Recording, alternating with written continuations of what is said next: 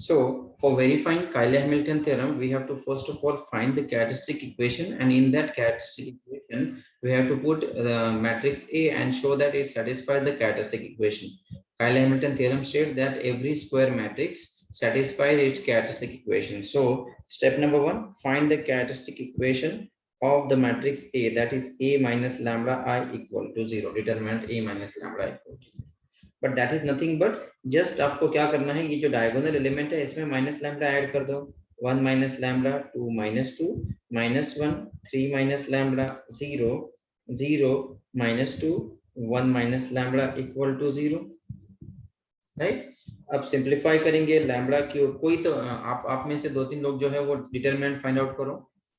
Some of diagonal element direct लिख देता हूँ. सम ऑफ, चलो नहीं लिखते हैं directly, diagonal element into lambda square plus sum of minor of diagonal element. I hope आप लोग determinant find out कर रहे हो. into lambda minus determinant of a equal to 0. right. Similarly यहाँ पे क्या होगा, lambda cube minus sum of diagonal 1 plus 3 plus 1 is 5. so 5 lambda square plus sum of minor, आप डायरेक्टली कर देता हो. ये sum of minor of diagonal element, first element है ये हमारा, तो उसका माइनर फाइंड आउट करना, मतलब 3 into 1 minus 0 तो 3 हो जाएगा. प्लस सेकेंड डायगोनल माइनर है, सेकेंड एलिमेंट का माइनर लेना है, minor of the diagonal element. Second diagonal element is 3. So second row second column को हटा दो. 1 into 1 1 minus 0 is 1 plus third diagonal element is 1.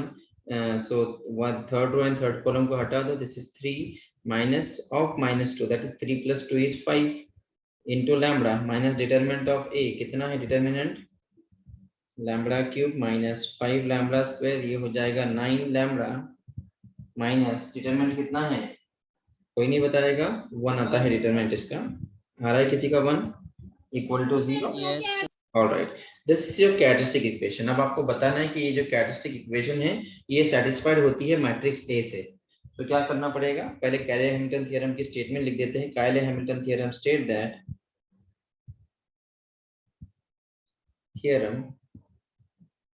states that this equation 1 is satisfied by matrix A. यही proof करना होगा हमको. That is जब आप lambda की जगह पे a पुट करेंगे, a cube minus 5a square plus 9a minus 1. अब 1 तो कांस्टेंट नंबर है लेकिन we are dealing in matrices, so आपको 1 की जगह पे 1 into i, that is i put करना होगा इक्वल टू 0. ये आपको प्रूफ करना है. राइट. बट उसके लिए आपको a क्यूब चाहिए और a स्क्वायर चाहिए होगा. सो ये इसके आगे आपका होमवर्क रहेगा. सबसे पहले a स्क्वायर फाइंड आउट कर लो. That can be found by multiplying a into a. Simplify कर लेना, आपको a स्क्वायर मिल जाएगा -1 12 -4. सेकेंड होगा -4 7. ये डायरेक्ट कर रहा हूँ टाइम बचाने के लिए, क्योंकि एक ही जैसा क्वेश्चन है तो ज्यादा टाइम इसमें डालने से बेहतर है कि हम लोग और अलग अलग टाइप के एग्जांपल Cayley-Hamilton थ्योरम के देख लें. सिमिलरली आपको a क्यूब फाइंड आउट करना है, जिसके लिए आप a स्क्वायर इंटू a को मल्टीप्लाई कर सकते हो. a स्क्वायर आपको दिया है यहाँ पे, वो आप लिख दो. a आपको क्वेश्चन में दिया है, वो आप यहाँ पे लिख दो. और फिर उसका सिंप्लीफिकेशन करो. वो सिंप्लीफिकेशन मैं यहाँ पे लिख देता हूँ. इतना पार्ट होमवर्क रहेगा, कंप्लीट किया करो. -13 दिख रहा है आप लोगों को. -13 42 -2 -11 9 10 then 10 -22 -3. this is a cube. अब a क्यूब मिल गया है, a स्क्वायर मिल गया है. आप क्या करो, ये दोनों वैल्यूज इक्वेशन नंबर 2 में पुट कर दो. और a तो आपके पास पहले से है और i भी है. सो आप क्या करेंगे, LHS ऑफ इक्वेशन 3 करेंगे. इक्वेशन 3, तो that will be nothing but a cube minus 5a square plus 9a minus i. और फिर आप a क्यूब की वैल्यू पुट कर लो, -5 इंटू a स्क्वायर पुट कर लो, then plus 9 into a put कर लो, and then minus i put करो. और फिर सिंप्लीफाई करके देखो, ये दिख रहा है ना आपको, ये आपके लिए रखा है मैंने, सिंपल है, ज्यादा कुछ नहीं। ये कि यहाँ पे पुट करो, ये ए स्क्वायर, यहाँ पे 9a मैट्रिक्स जो क्वेश्चन में दिया है वो पुट करो, और यूनिट मैट्रिक्स 1 0 0 0 1 0 वाला पुट करो। सिंप्लीफाई करेंगे तो आपको आंसर अगर 0 मिलता है, इस केस में मिलता है, वो आपको हर बार चेक करना होता है, आपको अज्यूम नहीं करना होता है। इस केस में क्या होता है, वो 0 मिल रहा है, 0 0 0 0 0 0 0 0 0, एंड देयरफॉर आप बोल सकते हैं कि a cube minus 5a square plus 9a minus i is equal to 0। और यही तो आपको प्रूफ करना था। आया सबको समझ में? हेंस कायले हैमिल्टन थ्योरम इज वेरीफाइड। थोड़ा सा आपको होमवर्क रखा है, ज्यादा डिफिकल्ट नहीं है, इसीलिए रखा है। कायले हैमिल्टन थ्योरम इज वेरीफाइड। ठीक है, अब आते हैं नेक्स्ट पार्ट पे। क्या क्या पूछा उन्होंने? ए इनवर्स और ए रेज़ टू 4 पूछा है। अब आपके पास ये इक्वेशन है, इसको आप स्टार भी बोलेंगे तो चलेगा, या इक्वेशन 2 भी बोलेंगे तो भी चलेगा। अब मुझे अगर ए इनवर्स चाहिए तो यहाँ पे आई इंटू ए इनवर्स बन सकता है, बराबर है। सो उसके लिए क्या करना होगा, लेकिन आपको multiply for to find A inverse, आपको मल्टीप्लाई करना होगा ए इनवर्स से इक्वेशन 2 बाय ए इनवर्स।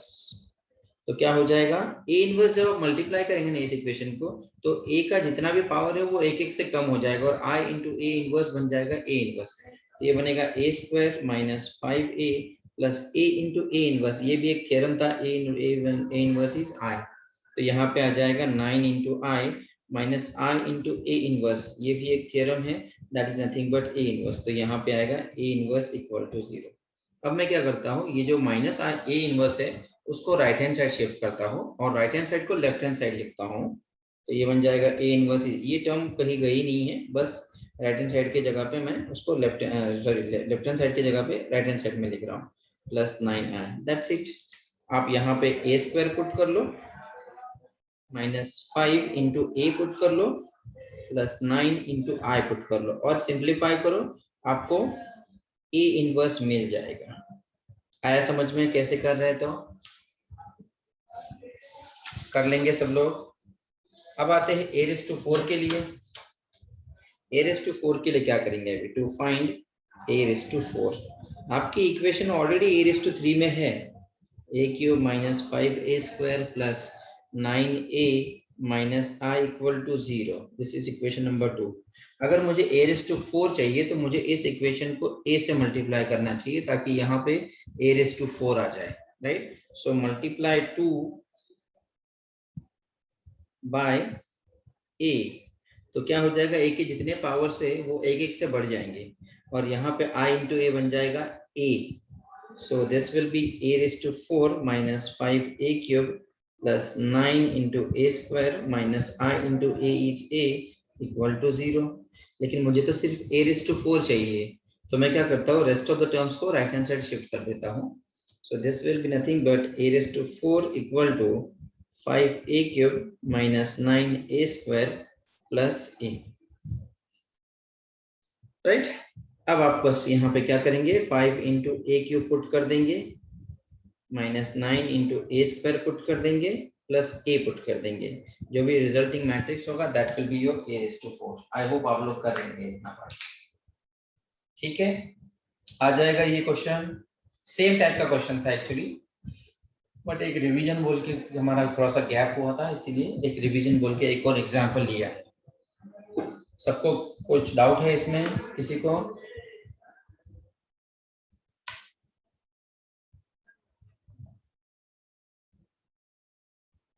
इससे भी ज्यादा इंटरेस्टिंग है अगला question.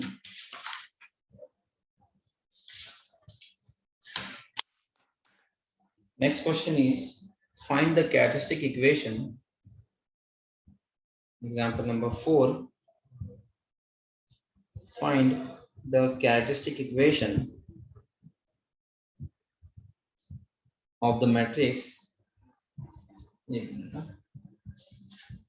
and the characteristic equation of the matrix A given below, and hence find the matrix represented by, hence find the matrix represented by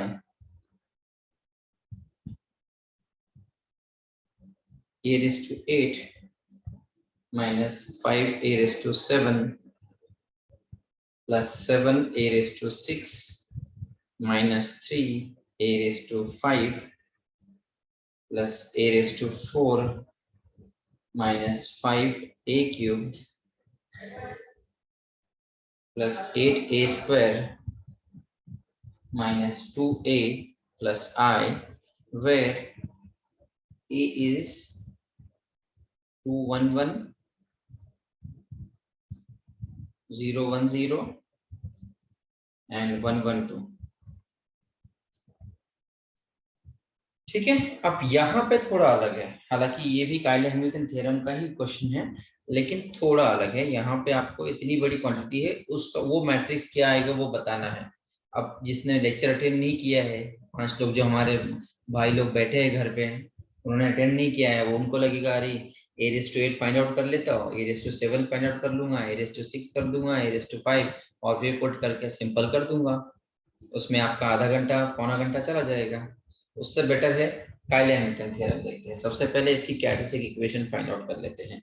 solution, क्योंकि question भी वही है, characteristic equation determinant find out करो तब तक। A का equation determinant a minus lambda i equal to 0, that will be 2 minus lambda 1 1 0 1 minus lambda 0 1 1 2 minus lambda equal to 0, that will be lambda cube minus sum of diagonal element 2 plus 1 plus 2 is 5, so 5 lambda square plus sum of diagonal element, sum of minor of the diagonal element, तो first element जाएगा तो 2 into 0, तो 2 side में कर ले रहा हूं मैं, प्लस 1 सेकेंड एलिमेंट जाएगा तो 2 into 2 4 minus 1 is 3 and last one है ये, तो ये होगा 2 plus 2, so I guess ये होगा 4 3 7, so that will be 7 lambda minus determinant कोई बताएगा? 3 आता है, वेरी गुड। ठीक है, ये हुआ आपका कैरेक्टरिस्टिक इक्वेशन, आपको यहीं पे रुकना है, इसके आगे इसके रूट्स नहीं फाइंड आउट करने हैं। राइट नाउ कायले हैमिल्टन थ्योरम क्या बता रहा है कि ये equation is this by Cayley Hamilton theorem,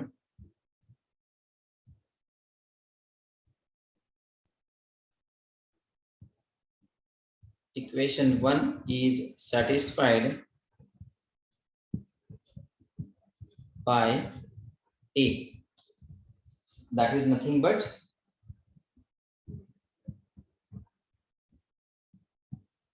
a cube minus 5a square plus 7a minus 3 है, लेकिन हम लोग तो मैट्रिक्स में ये कर रहे हैं, डील कर रहे हैं, तो आपको 3 into I equal to 0 करना पड़ेगा। Call this equation number 2।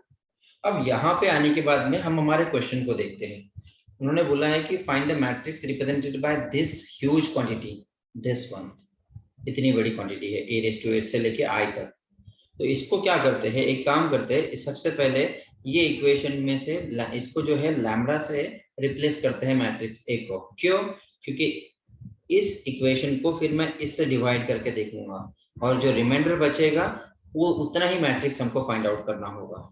सबसे पहले now dividing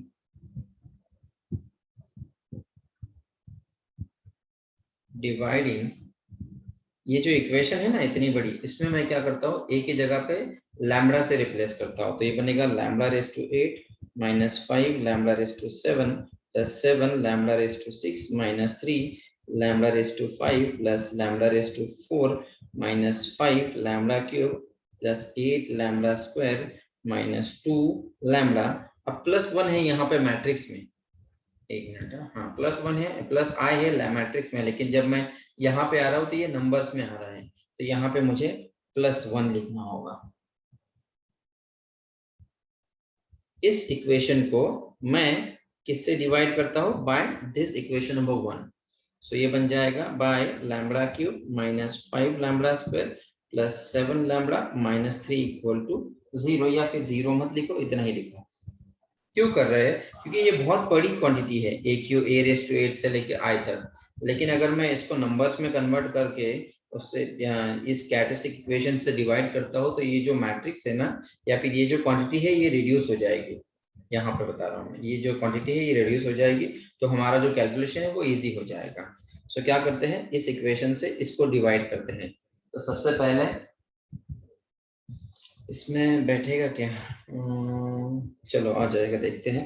lambda cube minus 5 lambda square plus 7 lambda minus 3, इससे आप डिवाइड करो lambda raise to 8 minus 5 lambda raise to 7 plus 7 lambda raise to 6 minus 3 lambda raise to 5 plus lambda raise to 4 minus 5 lambda cube plus 8 lambda square minus 2 lambda plus 1। इससे इसको divide करना है। अब यहाँ पे है लैम्बडा रेज टू 8 और यहाँ पे है लैम्बडा रेज टू 3। तो अगर मुझे यहाँ पे लैम्बडा रेज टू 8 को कैंसिल करना है तो मुझे यहाँ पे लैम्बडा रेज टू 8 लाना होगा। तो उसके लिए एक काम करता हूँ, मैं इस इक्वेशन को लैम्बडा रेज टू 5 से मल्टीप्लाई करता हूँ। क्यों? क्योंकि बेस सेम है तो इंडाइसेस का एडिशन होगा, lambda raise to 3 lambda raise to 5 बन जाएगा लैम्बडा रेज टू 8, और वही हमको यहाँ पे चाहिए होगा। प्लीज यहाँ पे केयरफुली देखो। हाँ, अब क्या करते हैं देखो, लैम्बडा रेज टू 5 से ये पूरी क्वांटिटी को मल्टीप्लाई कर लो।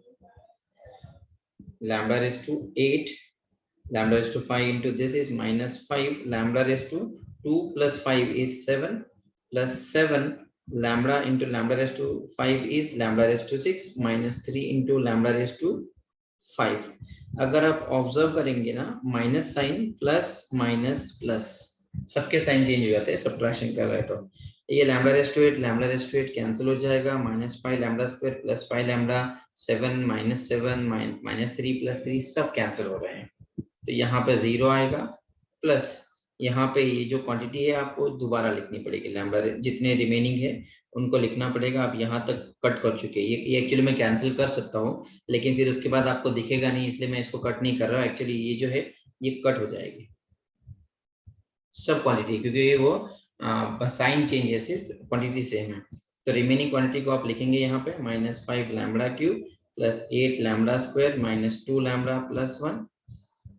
अब देखो यहाँ पे लैम्बडा क्यूब है और यहाँ पे लैम्बडा है, लैम्बडा रेज़ टू 4 है। तो अगर मुझे लैम्बडा रेज़ टू 4 को डिवाइड करना, कैंसिल करना है तो मुझे इस इक्वेशन को लैम्बडा से मल्टीप्लाई करना चाहिए। सो प्लस लैम्बडा करते हैं, प्लस लैम्बडा से मल्टीप्लाई कर लो तो ये बनेगा lambda raise to 4 minus 5 lambda cube plus 7 lambda square minus 3 into lambda, minus sign ये माइनस करेंगे तो प्लस माइनस प्लस। ठीक है, अब ये दोनों भी कैंसिल हो रहे हैं, ये दोनों भी कैंसिल हो रहे हैं। यहाँ पे कितना बच रहा है, 8 minus 7 is 1, so lambda square minus 2 plus 3 is plus 1 lambda plus 1। अब प्रॉब्लम ये है कि इसकी डिग्री इससे बड़ी है, यहाँ पे इससे इसको डिवाइड नहीं कर सकते हम लोग, राइट। ये आ गया आपका reminder, this is your reminder. यहाँ तक ये डिवीजन तो एटलीस्ट आपको समझ में आ जाएगा। बस मैंने क्या किया है, एक ही जगह पे लैम्बडा पुट करके इक्वेशन को नंबर्स में कन्वर्ट किया है। ठीक है, अब क्या करते हैं देखो, ये जो रिमाइंडर है ना इसको पहले प्रॉपरली लिखते हैं। ये जो डिवीजन किया है आपने, नेक्स्ट पेज पे करता हूँ इसको कंटिन्यू। पेज नंबर 12 से नहीं, 12 नंबर तो ये होगा, 11 12 ओके राइट है। पेज नंबर 13 पे आते हैं फिर अभी। अब देखो पेज नंबर 13 पे आते हैं, ये जो लिखा है ना मैंने इसको दोबारा लिखता हूँ। तो क्या हो जाएगा, ये lambda raise to 8 minus 5 lambda raise to 7 plus 7 lambda raise to 6, ये लिख रहा हूँ मैं, minus 3 lambda raise to 5 plus lambda raise to 4 minus 5 lambda cube plus 8 lambda square minus 2 lambda plus 1। ये जो क्वांटिटी है इसको फाइंड आउट करने के लिए आप क्या कर सकते हो, lambda cube minus 5 lambda square plus 7 lambda minus 3 को lambda raise to 5 plus lambda से मल्टीप्लाई करेंगे, प्लस आपको रिमाइंडर भी मिलेगा lambda square plus lambda plus 1। अब इसी इक्वेशन को मैं दोबारा मैट्रिक्स में कन्वर्ट कर रहा हूँ। सो क्या हो जाएगा, that is nothing but in terms of the matrix A, it means in terms of the matrix A, this means क्या हो जाएगा इसका meaning, a raise to 8 minus 5 a raise to 7। मैं दोबारा से लैम्ब्डा की जगह पे a पुट कर रहा हूँ, तो मैट्रिक्स में जा रहे हैं हम लोग दोबारा से। सो क्या हो जाएगा, this will be plus 7 a raise to 6 minus 3 a raise to 5 plus a raise to 4 minus 5 a cube plus 8 a square minus 2a। अब यहाँ पे +1 है, मैं दोबारा से प्लस i लिखूंगा क्योंकि मैट्रिक्स में डील कर रहा हूँ। इस मैट्रिक्स को फाइंड आउट करना is nothing but a cube minus 5a square plus 7a minus 3। अब 3 है लेकिन i के साथ आएगा क्योंकि मैट्रिक्स में हम लोग into a raise to 5 plus a plus a square plus a plus 1 की जगह पे आ जाएगा i। लेकिन अगर आप इसको ऑब्जर्व करेंगे, कॉल दिस इक्वेशन नंबर 3, इतनी जो ह्यूज क्वांटिटी है उसको रिड्यूस किया हमने इनटू दिस। ये होता है divider, dividend is equal to divisor question reminder, उस फॉर्मूला में आए। अब यहाँ पे अगर आप ऑब्जर्व करेंगे ना, तो ये जो इक्वेशन है ना बाय कायले हैमिल्टन थ्योरम, इसको हमने लिखा है कि this is equal to 0, is equal to 0 by Cayley Hamilton theorem. और इसके इक्वेशन भी लिखा है मैंने, कायले हैमिल्टन थ्योरम, उसको रेफर करता हूँ आपको। कायले हैमिल्टन थ्योरम से ये 0 है। एक मिनट, वो इक्वेशन भी आपको बता देता हूँ। यहाँ पे लिखा है मैंने, by Cayley Hamilton theorem a cube minus 5a square plus 7a minus 3i, a cube minus 5a square plus 7a minus 3i equal to 0 है। इक्वेशन नंबर 2 बाय इक्वेशन 2, ठीक है। एंड देयरफॉर क्या हो जाएगा, आपका जो ह्यूज क्वांटिटी था a rays to 8 से लेके i तक का, अब उसको पढ़ने की जरूरत भी नहीं है, वो रिड्यूस हो जाएगा। 0 into this is 0 plus a square, लिख देता हूं मैं 0 plus a square plus a plus i। That means अगर आपको इतना बड़ा क्वांटिटी फाइंड आउट करना है, वो अगर आप सिर्फ a square plus a plus i भी फाइंड आउट करेंगे ना, तो भी आंसर मिल जाएगा आपको। यानी इतना बड़ा जो लेंथी क्वेश्चन था वो रिड्यूस हो गया bye Cayley Hamilton theorem.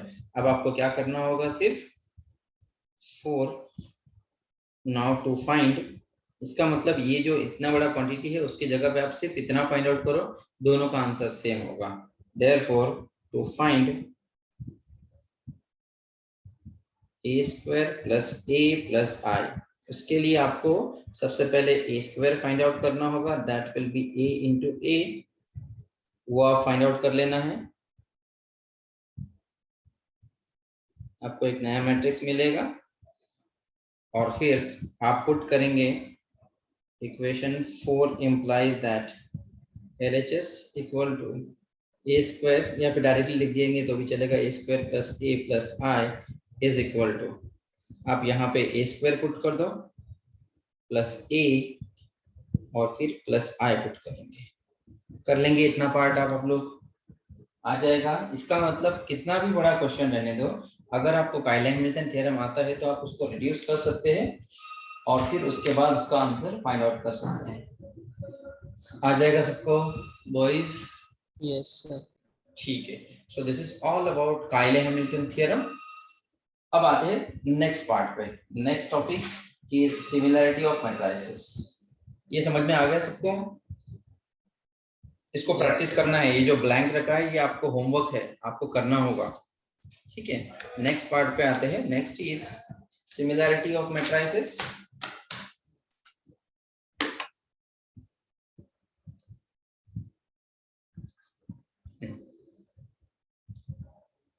Similarity of matrices.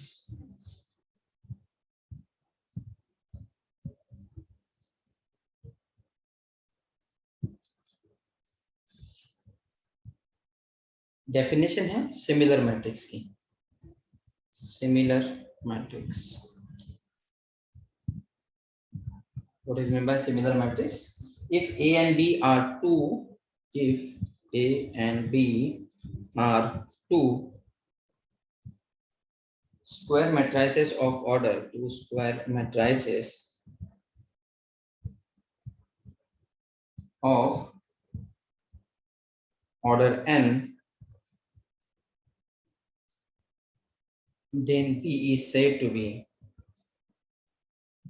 B is said to be B is said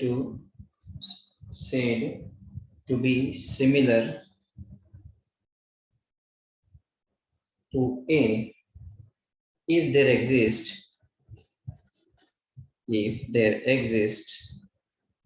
a non-singular matrix. Non-singular मतलब जिसका डिटरमिनेंट जीरो नहीं है.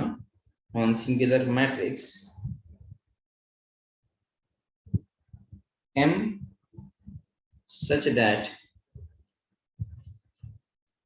B is equal to M inverse A into M.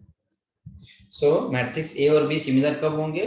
B को आप matrix A का similar कब बोलेंगे? अगर एक ऐसा मैट्रिक्स जो नॉन सिमिलर मैट्रिक्स है, यानी जिसका डिटरमिनेंट जीरो नहीं है, या फिर आप बोल सकते हैं कि उसका इनवर्स एग्जिस्ट है, ऐसा मैट्रिक्स एम अगर आप फाइंड आउट कर सके सच दैट बी के लिए अगर आप ये एम इनवर्स, एम का इनवर्स ए और एम को अगर आप मल्टीप्लाई करते हो और अगर आपको बी मिलता है, then you can conclude that B is similar to A. ठीक है.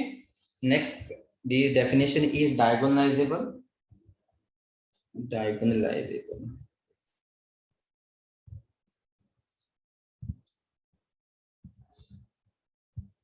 A square matrix A is said to be A square matrix A is said to be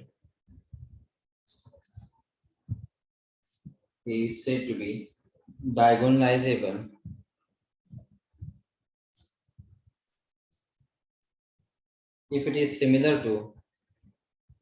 if it is similar to a diagonal matrix. Matrix को diagonalisable कब बोलेंगे? अगर वो similar है किसी diagonal matrix को. A square matrix A is said to be diagonalizable if it is similar to a diagonal matrix. ठीक है. अगर मैं इन दोनों डेफिनेशन को कंबाइन करूं तो क्या हो जाएगा?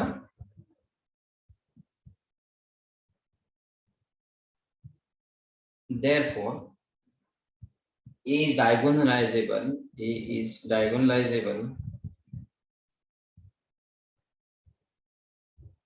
if there exists a matrix capital M such that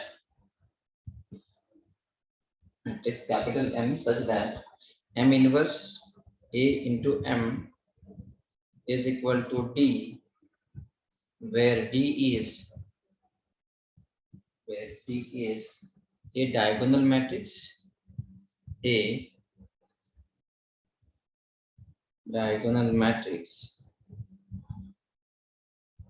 In this case, M is said to diagonalize A or transform A to diagonal form. इसका क्या मतलब हुआ? A diagonalizable है if there exists a matrix M such that M inverse A into M is equal to D, और D जो है वो diagonal matrix मतलब उसके सिर्फ diagonal एंट्रीज में ही नंबर्स होंगे, बाकी जो नॉन डायगोनल एंट्रीज है वो जीरो होंगे. ठीक है. In this case M is said to diagonalize A और transform A to diagonal form. ठीक है. अब इसके बाद में एक फॉर्मूला है फाइंड आउट करने के लिए कि कैसे हम लोग हायर जो मैट्रिक्स के ऑर्डर है या हायर पावर है वो फाइंड आउट कर सकते हैं. But before that next definition, 2-3 definition और हैं, थोड़ा थ्योरेटिकल पार्ट ज्यादा है अभी. नेक्स्ट डेफिनेशन है algebraic and geometric multiplicity of eigen value के लिए. अलजेब्रिक एंड ज्योमेट्रिक मल्टीप्लिसिटी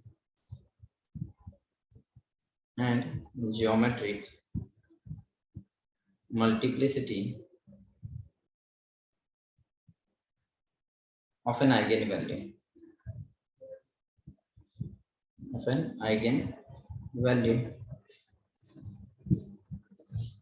सबसे पहले अलजेब्रिक मल्टीप्लिसिटी देखते हैं।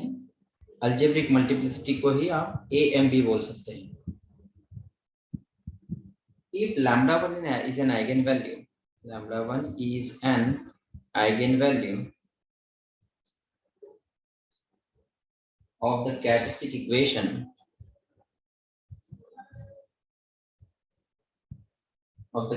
equation determinant A minus lambda I equal to 0 repeated t times. Definition है, इससे ज्यादातर explanation easy है. Repeated t times, then t is called the algebraic multiplicity of lambda 1.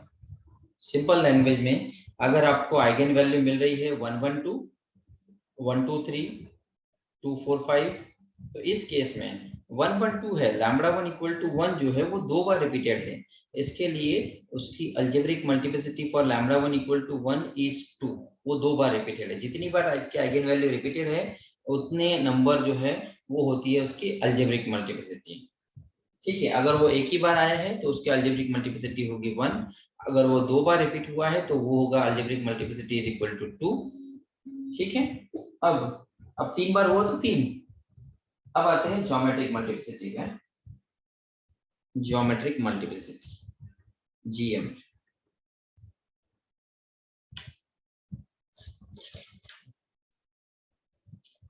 If S is the number of S, small s is the number of linearly independent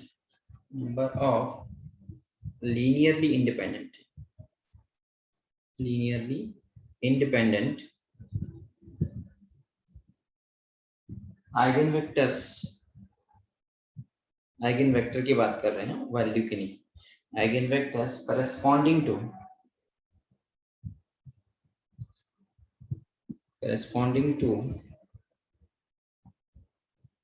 the eigenvalue lambda 1 corresponding to the eigenvalue lambda 1, then S is called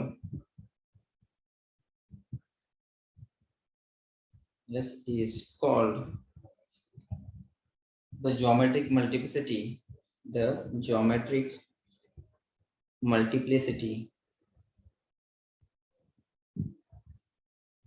of lambda 1।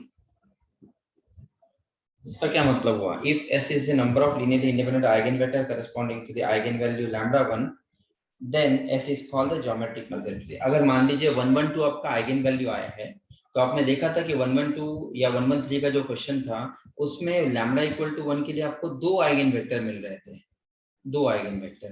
तो इस case में जो eigen vector जितने मिले हैं that is number equal to 2, तो वो जो नंबर 2 है that is lambda equal to 1 की ज्योमेट्रिक मल्टीप्लिसिटी।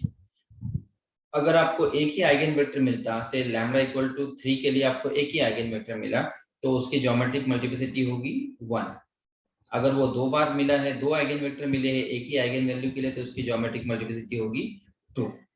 आया सबको समझ में? अब लास्ट थ्योरम है,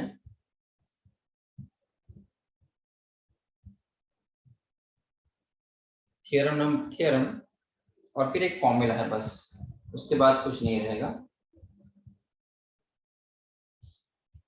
डायरेक्टली फॉर्मूला रहेगा,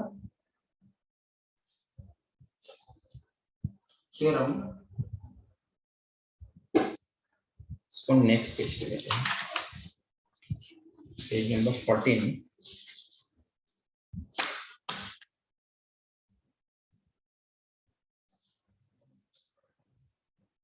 A square non-singular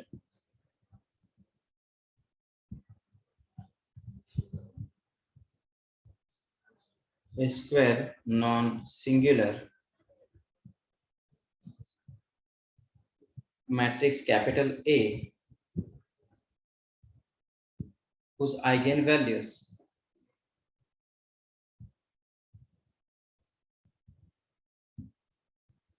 are all distinct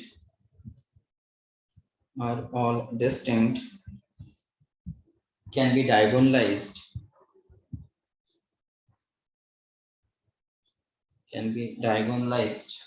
by similarity transformation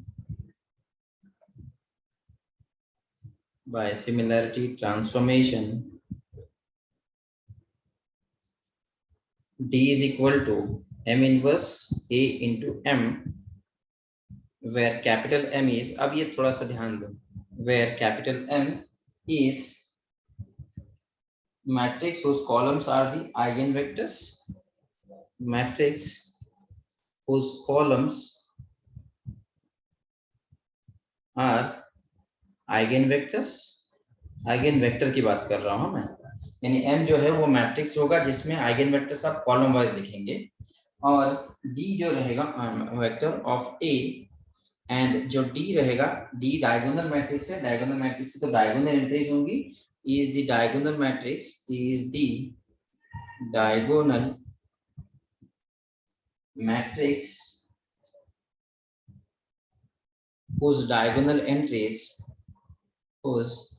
diagonal entries और एलिमेंट आप बोल सकते हो, whose diagonal entries और elements are the eigenvalues of A। ठीक है, यानी क्या होगा, m जो है वो मैट्रिक्स होगा जिसमें आप आइगन वेक्टर्स को कॉलम वाइज लिखेंगे, और d जो है उसमें जो है सिर्फ डायगोनल में एलिमेंट्स होंगे, उसमें आप क्या करेंगे, सिर्फ आइगन वैल्यूज लिखेंगे। अगर 1 1 2 आता है आपके आइगन वैल्यू तो आप 1 1 2 यहाँ पे लिखेंगे, बाकी एलिमेंट 0 रहेंगे। ये सब कुछ हम एग्जाम्पल में करेंगे, बस ये रफली थ्योरेटिकल पार्ट है। ठीक है, अब आते हैं एग्जाम्पल पे, टाइम है हमारे पास।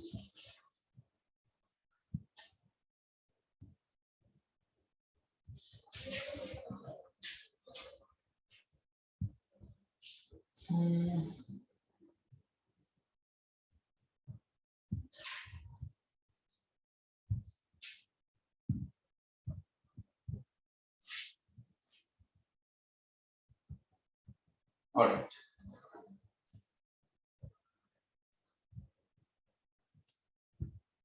Example number 1. Show that the matrix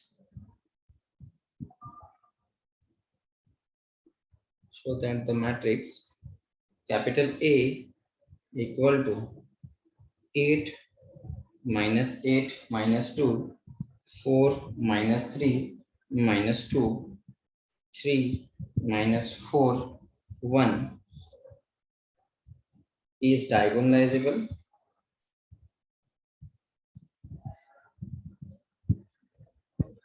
Find the transforming matrix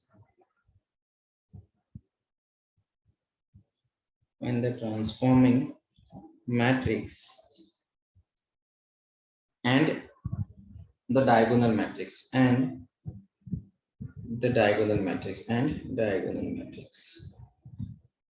देखो, दो क्वेश्चंस पूछे उन्होंने, पहले बताया है कि चेक करो कि मैट्रिक्स जो है वो डायगोनलाइजेबल है या नहीं। अब इसमें दो क्राइटेरिया है, आपको सबसे पहले इसके आइगन वैल्यूज फाइंड आउट करने होते हैं। अगर आपके आइगन वैल्यूज डिस्टिंक्ट आते हैं, डिफरेंट आते हैं, तो आपका मैट्रिक्स डायगोनलाइजेबल होगा। यहाँ पे एक केस क्लोज होती है कि आप बस आइगन वैल्यू फाइंड आउट करो, अगर सब डिस्टिंक्ट आ गए तो आपका मैट्रिक्स डायगोनलाइजेबल है। दूसरा होता है कि जिसमें आपके मैट्रिक्स के जो आइगन वैल्यूज है वो रिपीटेड हो गए हैं, लेकिन आप वहीं पे कंक्लूड नहीं कर सकते कि मैट्रिक्स डायगोनलाइजेबल है या नहीं है। तो ये थ्योरेटिकल पार्ट है, सॉल्यूशन नहीं है, this is not part of solution. इस तरह के क्वेश्चन में दो क्राइटेरिया है। पहला है केस 1, ये मैं सॉल्यूशन नहीं है, सॉल्यूशन आगे स्टार्ट होगा, मैं इसका थ्योरेटिकल पार्ट बता रहा हूँ कि अगर आपका if eigen values are distinct तो आपका मैट्रिक्स डायगोनलाइजेबल होगा। आप बस क्या करेंगे, फिर इस मैट्रिक्स के eigen value and eigen vector find out कर लेंगे। एम मैट्रिक्स में आइगन वेक्टर्स को कॉलम वाइज लिख लेंगे, जैसे यहाँ पे अगर ये 1 1 1 आता है तो आप यहाँ पे लिख देंगे, वो होगा पहला कॉलम ऑफ एम, दूसरा आइगन वेक्टर यहाँ पे लिखेंगे और तीसरा आइगन वेक्टर लिखेंगे। और दूसरा है डायगोनल मैट्रिक्स, तो आप क्या करेंगे, ये नॉन डायगोनल एंट्री 0 रहते हैं, और यहाँ पे अगर मान लीजिए 1 1 2 आपका आइगन वैल्यू होता है तो आप यहाँ पे 1 यहाँ पे 1 और यहाँ पे 2 डाल देंगे। ठीक है, ये हुआ पहली केस। दूसरी केस है केस 2 कि अगर if eigen values are repeated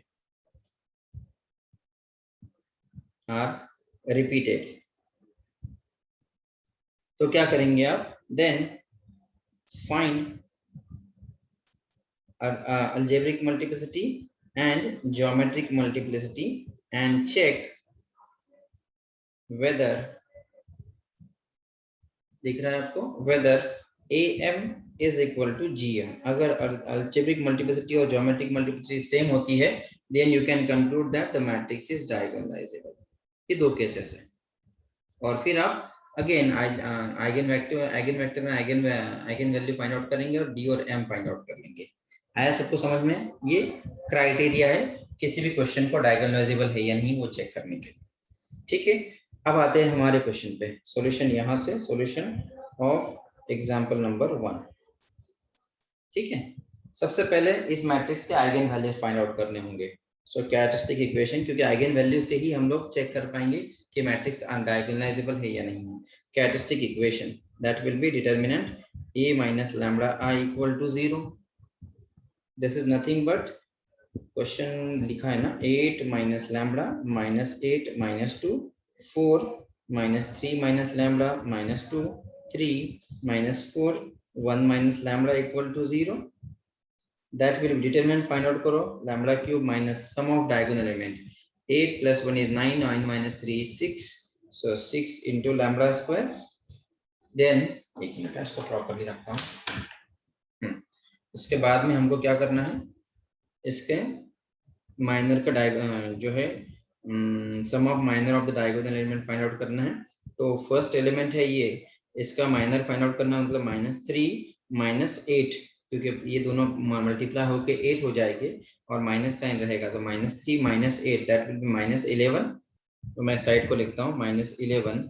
second element है ये, तो इसका होगा सेकेंड रो सेकेंड कॉलम गया 8 माइनस ऑफ -6 यानी 8 + 6 14 और फिर लास्ट होगा ये, तो इसका होगा -24 माइनस ऑफ -48 ना, नहीं 32। तो -24 + 32 कितना हो जाएगा, -32 -24 हो रहा है ये, तो 8 ना, सो +8 बन जाएगा। एम आई राइट? तो इसका क्या होगा, माइनर ये हो जाएगा 22 -11 इज 11। सो आई गेस 11 आना चाहिए इसका, +11 लैम्बडा। और डिटरमिनेंट कोई बता सकता है इसका? डिटरमिनेंट फाइंड आउट किया किसी ने बॉयज? देखो जरा कितना डिटरमिनेंट आता है तो, और फिर उसके रूट्स फाइंड आउट करो और मुझे बताओ लैम्बडा की वैल्यू कितनी आएगी।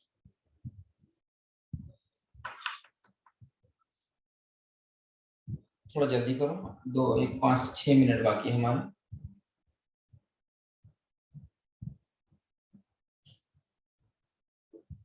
डिटरमिनेंट आ रहा है किसी को बॉयज?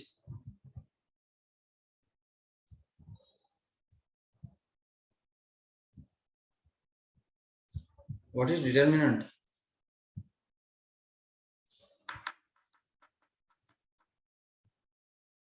सब लोग फाइंड आउट करो।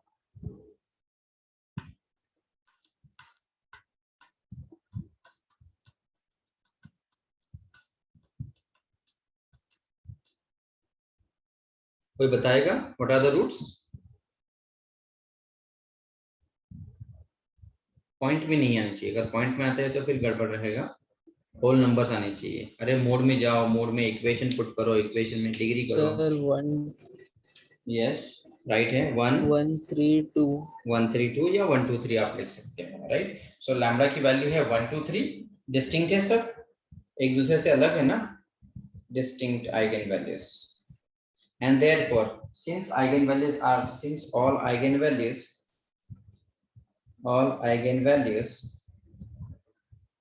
are distinct, तो आपका क्या कंक्लूजन रहेगा from this case, therefore matrix A is diagonalizable। all of you agree is diagonalizable? सबको आया समझ में? अब बस दैट्स इट। आपको अब क्या करना है, lambda equal to 1, lambda equal to और लैम्ब्डा इक्वल टू 3 के लिए आइगन वेक्टर्स फाइंड आउट करने हैं। कर लेंगे इतना part. So now to Yes, find, sir. now to find eigenvector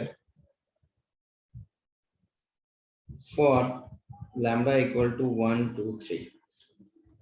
ठीक है, आप इसका आइगन वेक्टर फाइंड आउट करेंगे। क्रैमर्स रूल से भी कर सकते हैं, कोई प्रॉब्लम नहीं आएगा क्योंकि डिस्टिंक्ट है सब वैल्यूज। और फिर आप क्या करेंगे, ये होमवर्क रहेगा इतना पार्ट। कुछ पार्ट आपको करना पड़ेगा क्योंकि हमारा टाइम बचेगा फिर उसमें, तो एक्स्ट्रा एग्जांपल्स ले पाएंगे हम लोग। जब आप लैम्ब्डा इक्वल टू 1 2 3 के लिए आइगन वेक्टर फाइंड आउट कर लेंगे, तो मैं ये होमवर्क रख रहा हूँ। फॉर लैम्ब्डा 1 इक्वल टू 1 आपको आइगन वेक्टर मिलता है अगर आप करेंगे तो 4 3 2 4 3 2। फॉर लैम्ब्डा 2 इक्वल टू 2 आपको आइगन वेक्टर मिलेगा 3 2 1। ये डायरेक्टली कर रहा हूँ क्योंकि हमको एग्जाम्पल कंप्लीट करना है। आपको ये फाइंड आउट करना होगा लैम्ब्डा 3 इक्वल टू 3 के लिए थर्ड आइगन वेक्टर होगा दैट विल बी 2 1 1। ठीक है, ये हुआ आपका आइगन वेक्टर। अब आपको क्या करना है, देखो ये इतना पार्ट होमवर्क रहेगा। अब आपको मैट्रिक्स एम चाहिए, राइट। सो एम के लिए क्या करते हैं हम लोग, एम के लिए अब ये कॉलम वाइज होना चाहिए था एक्चुअली। यहाँ पे मैं लिख सकता हूँ 4 3 2, क्योंकि कॉलम वाइज लिखना है हमको। यहाँ पे मैं लिख सकता हूँ 3 2 1 और यहाँ पे मैं लिख सकता हूँ 2 1 1। ठीक है, सो M जो मैट्रिक्स है, M is the matrix whose columns are nothing but the eigen vectors. तो क्या हो जाएगा, यहाँ पे मैट्रिक्स होगा जिसका पहला कॉलम होगा x1 x2 और x3।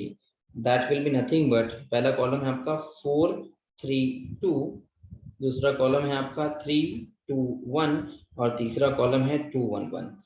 ये है आपका x1, ये है आपका x2, ये है आपका x3। तो ये बन जाएगा आपका मैट्रिक्स M। आया सबको समझ में? Yes, sir. और आपको जो D फाइंड आउट करना है, D is the diagonal matrix whose diagonal element are nothing but the eigen values. अब मुझे बताओ आइगन वैल्यू कितने मिले थे हमको, 1 2 3। तो क्या करना है, ये 1 2 और 3 को डायगोनल पोजीशन पे पुट करना है और जो नॉन डायगोनल एंट्रीज है वहां पे 0 पुट करना है। ये हो गया आपका D मैट्रिक्स। आया सबको समझ में? बस एक कंक्लूडिंग लाइन Yes. लिखेंगे आप, सिंस, ये आंसर हो गया हमारा। एक कंक्लूडिंग लाइन लिख रहे हैं, since m inverse a into m is equal to d, the matrix A, the matrix A। आपको ये प्रूफ, आप ये चेक भी कर सकते हैं कि m जो m है उसका इनवर्स फाइंड आउट कर लो, उसके बाद में a और m इन तीनों का मल्टीप्लाई करो, आपको आंसर में d आएगा। ये जो d है ना वो आ जाएगा। Matrix A equal to 8 minus 8 2, 4 minus 3 minus 2 and 3 minus 4 1। The matrix A will be diagonalized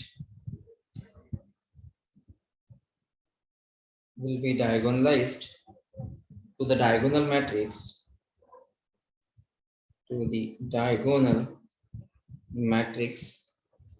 D। और D है हमारा 1 2 3 0 0 0 0 0 0 by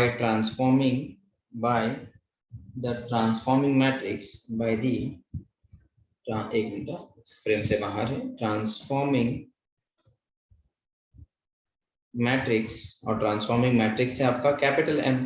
M है हमारा 4 3 2, कॉलम वाइज आइगन वेक्टर लिखना है सिर्फ 3 2 1 एंड 2 1 1। ये हुई आपकी कंक्लूडिंग लाइन कि भाई M inverse A into M होता है D। तो ये जो मैट्रिक्स A है वो डायगोनलाइज होगा bye diagonal matrix A, matrix D is this matrix by the transforming matrix M। तो आप जब इसका इनवर्स A और M को मल्टीप्लाई करेंगे तो आपको D मिलेगा। ठीक है, अगर आपके पास खाली वक्त है तो आप इसको चेक कर लेना। So this is all about finding और checking whether the matrix is diagonalisable और नॉट। एक और टॉपिक, एक और एग्जांपल लेंगे इस पे बेस्ड, जिसमें आइगन वैल्यूज आपके डिस्टिंक्ट नहीं है, तो उस केस में हमको अलजेब्रिक और ज्योमेट्रिक मल्टीप्लिसिटी पे जाना होगा। ठीक है, आई गेस आज के लेक्चर के लिए इतना काफी है।